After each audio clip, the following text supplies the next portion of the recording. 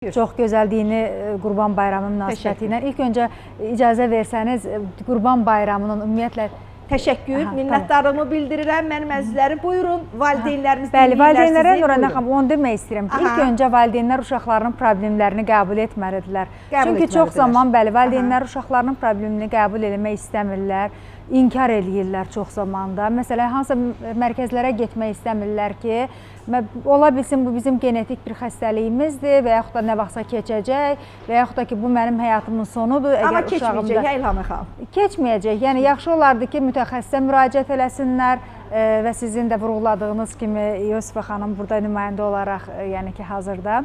Mütəxəssisə müraciət eləmək lazımdır, problemi qəbul eləmək lazımdır, yavaş-yavaş səbirlə, yavaş-yavaş addımlarla nəyəsə əldə eləmək olar, hansısa nəticəni əldə eləmək olar. Çox zamanda mən valideynlərə üzümü tuturam ki, hansısa mərkəzlərə müraciət eləyəndə həmən o dəqiqə nəticə gözləmək istəyirlər, həmən o dəqiqə uşağının yaxşılaşmasını istəyirlər. Bu da onların öz beyinlərində qurduqları illüziyadan irəli gəlir ki, mən uşağımı aparıramsa, uşağım düzəlməlidir. Amma bu zamanla tədricən olan bu prosesdir. Ona görə də valideynlərə ən böyük tövsiyəm ondan ibarətdir ki, valideynlər öz həyatlarını kənara qoymasınlar, öz həyatlarını bitmiş hesab eləməsinlər. Əgər belə deyim də, ailədə belə bir övladı varsa, bəzən də olur ki, məsələn, ailədə 3 övladdır, ikisi çox yaxşıdır, biri autistikdir, amma yenə də valideynlər gəlirlər, düşürlər, o depressiyaya düşürlər, uşağın belədirsə, özlərini bədbəxt hiss eləyirlər və s.